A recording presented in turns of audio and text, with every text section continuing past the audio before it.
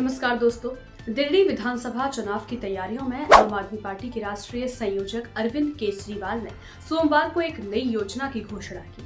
उन्होंने पुजारी ग्रंथी सम्मान योजना के तहत दिल्ली के मंदिरों और गुरुद्वारों में सेवा करने वाले पुजारियों और ग्रंथियों को हर महीने 18,000 सम्मान राशि देने का वादा किया है। यह घोषणा ऐसे समय में की गई है जब दिल्ली वक्फ बोर्ड से जुड़े 250 से अधिक इमाम पिछले 17 महीनों से बकाया वेतन की मांग को लेकर प्रदर्शन कर रहे हैं। केजरीवाल ने इस योजना की घोषणा के दौरान कहा कि पिछले कुछ समय से यह मांग उठ रही थी कि मंदिरों और गुरुद्वारों में सेवा करने वाले पुजारियों और ग्रंथियों को भी वेतन दिया जाए, जैसा कि मस्जिदों के इमामों को दिया जा रहा है। अगली बार हमारी सरकार बनने पर पुजारियों और ग्रंथियों को 18,000 सम्मान राशि प्रति माह दी जाएगी। उन्होंने यह भी बताया कि इस योजना का रजिस्ट्रेशन 31 दिसंबर से शुरू होगा और इसे औपचारिक रूप से हनुमान मंदिर कनॉट प्लेस में लॉन्च किया जाएगा। वाले लोगों को पूजा करवाने वाले पुजारियों को और गुरुद्वारे में ग्रंथियों को हर महीने सम्मान राशि देने का प्रावधान है। हम जानते हैं कि किस तरह से एक पुजारी हमारे सुख दुख सब में काम आता है। हमारे घर में शादी हो, बच्चे का बर्थडे हो, कोई भी खुशी का मौका हो या कोई मौत हो जाए या कोई गम का मौका हो, हर वक्त पुजारी हमारे साथ होता है, हमारे को उसमें अपना कंट्रीब्यूशन करता है, भगवान की पूजा कराता है हमें। ये वो तबका है जिसने सदियों सदियों से हमारी परंपराओं, हमारे रीति रिवाजों, इसको पीढ़ी दर पीढ़ी, एक तरह से जो गुरु शिष्य परंपरा पीढ़ी दर पीढ़ी इसने आगे बढ़ाया है, हमारे संस्कारों को, हमारी रीति रिवाजों को, हमारे परंपराओं को। लेकिन इसने कभी भी अपने परिवार की तरफ ध्यान नहीं दिया और कभी भी हम लोगों ने इनकी तरफ ध्यान नहीं दिया। हम मंदिर जाते हैं, पूजा करते हैं, लेकिन कभी भी इनकी तरफ हमने ध्यान नहीं दिया। आज इस योजना के जरिए हम इसे मैं वेतन या तनख्वाह नहीं कहूंगा, एक तरह से इनका सम्मान करने के लिए इसकी घोषणा कर रहे हैं कि लगभग 18,000 रुपये महीना इनको सम्मान राशि दी जाएगी हमारी सरकार बनने पर। यह देश में पहली बार हो रहा है। आज तक कभी किसी पार्टी, किसी सरकार ने ऐसा नहीं किया। ये पहली बार हो रहा है। जैसे दिल्ली में हमने कई काम पहली बार किए, स्कूल अच्छे किए, पहली बार किए, अस्पताल अच्छे किए, पहली बार किए, महिलाओं के लिए बस यात्रा फ्री करी, पहली बार करी। ऐसे ये पहली बार हो रहा है और मैं उम्मीद करता हूं कि भारतीय जनता पार्टी और कांग्रेस की सरकारें भी इससे सीख के अपने अपने राज्यों के अंदर पुजारियों और ग्रंथियों के सम्मान के लिए ऐसी योजनाएं लागू करेंगी। इस योजना का कल से रजिस्ट्रेशन चालू होगा। कल इस योजना का रजिस्ट्रेशन एक तरह से शुभारंभ करने के लिए मैं कनॉट प्लेस के हनुमान मंदिर जाऊंगा और वहाँ के पुजारियों का रजिस्ट्रेशन करके आऊँगा और उसके बाद दिल्ली के सभी मंदिरों और गुरुद्वारों में हमारे एमएलएज, हमारे कैंडिडेट्स, हमारे कार्यकर्ता पुजारियों का और ग्रंथियों का रजिस्ट्रेशन कल से फिर मेरे आरंभ करने के बाद पूरे दिल्ली के अंदर इसका रजिस्ट्रेशन चालू होगा।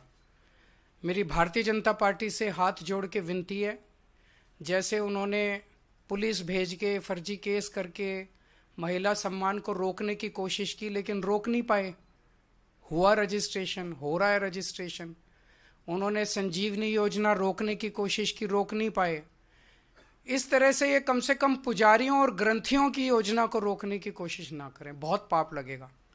वैसे उन्होंने ऐसे ऐसे कर्म कर रखे हैं, पाप तो उनको लगेगा ही, लेकिन इससे और ज़्यादा पाप लगेगा, भगवान भी नाराज होगा। एक तरह से पुजारी और ग्रंथी हमारे और भगवान के बीच में एक ब्रिज का काम करते हैं, सेतु का काम करते हैं, हमारी प्रार्थनाओं को भगवान तक पहुंचाते हैं। तो अगर आप पुजारियों को तंग करोगे, ग्रंथियों को परेशान करोगे, उनके पास पुलिस भेजोगे, तो जाहिर तौर पे उनके मन से बद्दुआ ही निकलेगी। अगर आपके कोई प्रश्न है तो। हाँ जी, हाँ जी।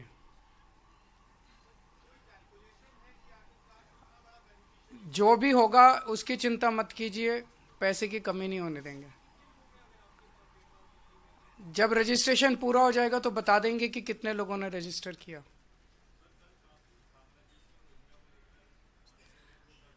मेरी इनसे रिक्वेस्ट है कि हरदीप पुरी जी को गिरफ्तार कर लीजिए।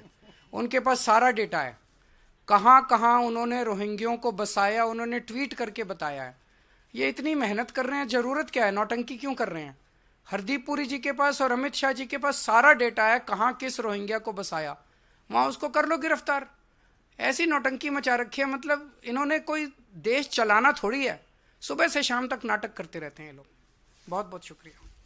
दूसरी ओर दिल्ली वक्फ बोर्ड से जुड़े इमामों का बकाया वेतन एक बड़ा मुद्दा बनता जा रहा है। सोमवार को ऑल इंडिया इमाम एसोसिएशन के चेयरमैन साजिद रशीदी के नेतृत्व में इमामों ने अरविंद केजरीवाल के आवास के बाहर प्रदर्शन किया। उन्होंने आरोप लगाया कि इमामों को पिछले 17 महीने से वेतन नहीं मिला है। रशीदी ने कहा, हमने बार बार सरकार और अधिकारियों से मुलाकात की, लेकिन हमारी बात नहीं सुनी गई। अब जब तक हमारा बकाया वेतन नहीं मिलता, हम धरने से नहीं उठेंगे। देखिए, 17 महीने हो गए और एक दिन के बाद 18 महीने हो जाएंगे। हमारी तनख्वाह नहीं मिली है और हम पिछले 6 महीने से बराबर प्रयास कर रहे हैं। मुख्यमंत्री से मिले हैं, एलजी से मिले हैं, अश्वनी कुमार से मिले हैं जो एडमिनिस्ट्रेटर हैं, जो पूरी दिल्ली को देख रहे हैं। छोटे बड़े जितने भी अफसर हैं, उन तमाम लोगों से मिलकर हम परेशान होकर यहाँ आए हैं, ताकि अरविंद केजरीवाल से भी पूछें कि भाई आपकी पार्टी, आपकी सरकार हमें सैलरी क्यों नहीं दे रही है। हम थर्सडे भी आए थे, थर्सडे में इन्होंने आश्वासन दे दिया कि आप सैटरडे आ जाओ, आपकी मुलाकात हो जाएगी। सैटरडे भी फिर मुलाकात नहीं हो पाई। अब फिर आए हैं। अगर अब भी ये लोग मुलाकात नहीं करेंगे, नहीं बताएंगे, तो हम बैठ जाएंगे यहाँ धरने पर, और जब तक हमारी सैलरी नहीं मिलेगी हम उठेंगे नहीं। सरकार तो दावा करती है कि सभी तमाम काम किए जा रहे हैं मौलानाओं के लिए, और जो सैलरी है टाइम टू टाइम दी जा रही है। तो हम जो खड़े हैं इसका मतलब गलत है? मुख्यमंत्री अरविंद केजरीवाल बाहर आकर कह दें कि आप गलत हैं, आपकी सैलरी रुकी हुई है ही नहीं, आकर बोल दें। हम तो ये कहते हैं आप आ जाएं बाहर, कैमरे के सामने बोल दें कि हमने आपको सैलरी दे रखी है, आप क्यों खड़े हुए हैं। यही तो चाहते हैं हम कि वो आकर बोल दें। 17 महीने आप बात कर रहे हैं कि लंबा वक्त है, तो क्या इस बीच में कभी कोशिश की मुलाकात करने की या बात करने की? पिछले 6 महीने से, मैं बता रहा हूँ, पिछले 6 महीने से हम प्रयास कर रहे हैं। मुख्यमंत्री से लेकर, गवर्नर से लेकर, अश्विनी कुमार से लेकर, जितने भी छोटे बड़े अफसर हैं, उन तमाम लोगों से हम बार बार, एक बार नहीं 50 बार मिल चुके हैं। और जितने भी हमारे छोटे बड़े लोग हैं सब मिलते हैं जाकर, लेकिन अभी तक कोई इसका समाधान नहीं निकला है। मुख्यमंत्री इस वक्त आतिशी हैं, क्या उनसे मुलाकात? उनसे भी मुलाकात की है हमने, 20 दिन हो गए मुलाकात से। मुलाकात की थी उनसे, उन्होंने हमें 4 दिन के लिए बोला था कि 4-5 दिन में हो जाएगा, लेकिन अभी तक नहीं हुआ, 20 दिन हो गए जी। बरेली के मौलाना ने एक जो फतवा जारी किया है, उन्होंने कहा कि न्यू ईयर पे इस तरीके की चीजें हराम है, डांस नाच गाना है। देखिए, ये देश जमहूरी मुल्क है, संविधान से चलता है। इस तरह की चीजों को मीडिया में आकर हमें नहीं बोलना चाहिए। हमारे मौलानाओं को, हमारे मुफ्तियों को इस तरह की बातें, ये शरीयत बताने की चीज टीवी नहीं है। हम जो है अपनी इन बातों को मस्जिदों से करें, दीनी जलसों से करें, अपने मुसलमानों को समझाएं। मीडिया में आकर जो लोग इस तरह की बातें करते हैं, वो यकीनी तौर पर मीडिया में बने रहने के लिए करते हैं। हम नए साल की मुबारकबाद, ये हमारा कल्चर है। हम हिंदू, मुसलमान, सिख, ईसाई सब मिलकर रहते हैं। एक दूसरे को कह सकते हैं कि भाई आपकी जो परेशानी पिछले साल रही, मैं उम्मीद करता हूं, ऊपर वाले से प्रे करता हूं कि आपको ये परेशानी 2025 में ना आए, जो 2024 में हुई है। तो ये चीजें हम कह सकते हैं मिलकर, हमारा ये कल्चर है। लेकिन जिस तरह से सेलिब्रेशन होता है 31 में, वो सेलिब्रेशन ना हिंदुस्तान का कल्चर है, ना हिंदू धर्म कहता है, ना मुस्लिम धर्म कहता है। 31 में जिस तरह का सेलिब्रेशन होता है वो बिल्कुल गलत है। वो कल्चर यूरोप कल्चर है, जो हिंदुस्तान में नहीं होना चाहिए। तो आप ताल्लुक रखते हैं जो उन्होंने फतवा जारी किया है, सही किया है न्यू ईयर को लेकर? नहीं, फतवा तो वो दे ही नहीं सकते ना, वो तो मौलाना है। मौलाना फतवा नहीं दे सकता। मौलाना के बाद में 2 साल की डिग्री होती है मुफ्ती बनने के लिए। वो मुफ्ती जब बन जाता है तब आदमी फतवा दे सकता है, ऑथेंटिक जब ही होता है। ये तो एक उनका निजी बयान है। केजरीवाल की इस घोषणा को भाजपा ने चुनावी स्टंट करार दिया।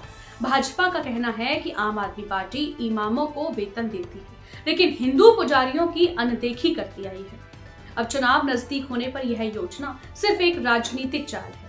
अरे भाई, जब 10 साल आप नहीं दिए, 10 साल केवल मौलवी को देते रहे, पुजारी सड़कों पे चिल्लाते रहे, तो अब ऐसी स्थिति में आपके ऊपर जो गुस्सा है उस समाज का, अगर देना है तो पूरे 10 साल का जोड़ करके दो। अभी 10 साल आप शासन किए हो, 10 साल में जो हक पुजारी का बनता है वो दीजिए, तब हम आपको पुजारी आपको क्षमा करेंगे, नहीं तो आपको पुजारियों का श्राप जमीन में पहुंचा देगा। इस घोषणा के बाद आपने चुनाव प्रचार तेज कर दिया है।